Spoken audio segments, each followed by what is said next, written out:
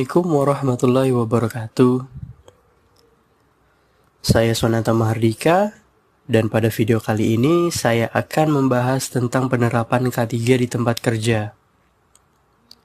Penerapan K3 atau keselamatan dan kesehatan kerja di tempat kerja mencakup serangkaian praktik dan kebijakan yang bertujuan untuk melindungi karyawan dari cedera, penyakit, dan bahaya lainnya yang mungkin terjadi selama bekerja. Berikut ini penjelasan lebih lengkap mengenai materi-materi yang biasanya dibahas dalam pelatihan atau program K3 di tempat kerja. Yang pertama, pengenalan K3. Ini mencakup pemahaman tentang pentingnya keselamatan dan kesehatan kerja sebagai bagian integral dari operasi sehari-hari perusahaan.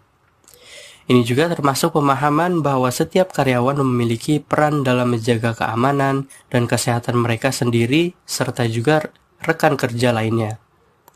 Yang kedua, ada undang-undang dan peraturan. Setiap negara memiliki peraturan dan undang-undang yang mengatur K3 di tempat kerja.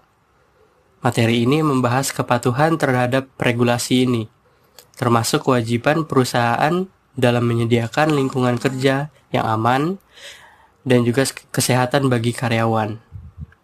Dan yang ketiga ada identifikasi bahaya.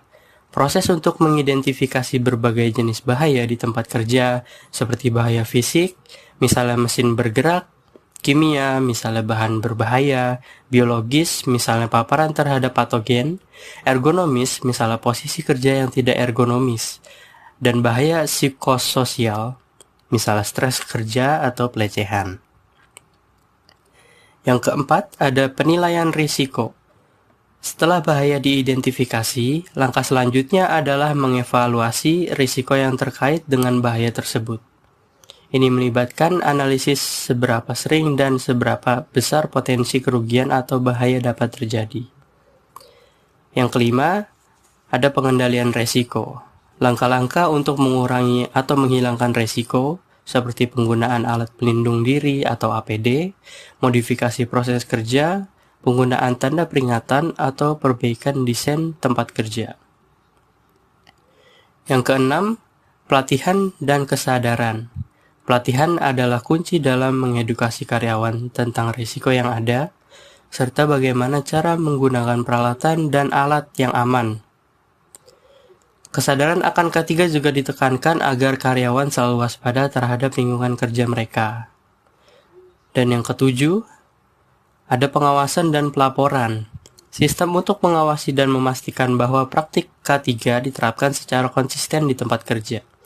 Ini termasuk pelaporan insiden atau kecelakaan kerja, serta melakukan penyelidikan untuk mencegah kejadian serupa di masa depan. Yang kedelapan, ada audit dan evaluasi. Proses untuk melakukan audit rutin terhadap program K3 untuk mengevaluasi kepatuhan dan efektivitasnya. Evaluasi ini membantu dalam menentukan area-area di mana perbaikan perlu dilakukan. Yang kesembilan, komitmen manajemen, yaitu pentingnya peran manajemen dalam mempromosikan budaya keselamatan di tempat kerja. Ini meliputi alokasi sumber daya yang memadai untuk K3, serta memberikan contoh dan dukungan aktif terhadap kebijakan dan praktik K3. Yang ke-10, ada budaya K3. Dengan membangun budaya di mana keselamatan dan kesehatan diutamakan oleh semua orang di tempat kerja, ini mencakup penghargaan terhadap praktik keselamatan, komunikasi terbuka tentang masalah K3, dan partisipasi aktif dari semua karyawan dalam upaya menjaga lingkungan kerja yang aman dan sehat. Materi-materi ini harus disajikan dalam konteks yang relevan dengan jenis industri dan risiko khusus yang terkait dengan pekerjaan yang dilakukan. Implementasi yang efektif dari praktik K3 di tempat kerja dapat mengurangi cedera, meningkatkan produktivitas, dan memperkuat reputasi perusahaan sebagai lingkungan kerja yang peduli terhadap kesejahteraan karyawan. Sekian dari saya. Wassalamualaikum warahmatullahi wabarakatuh.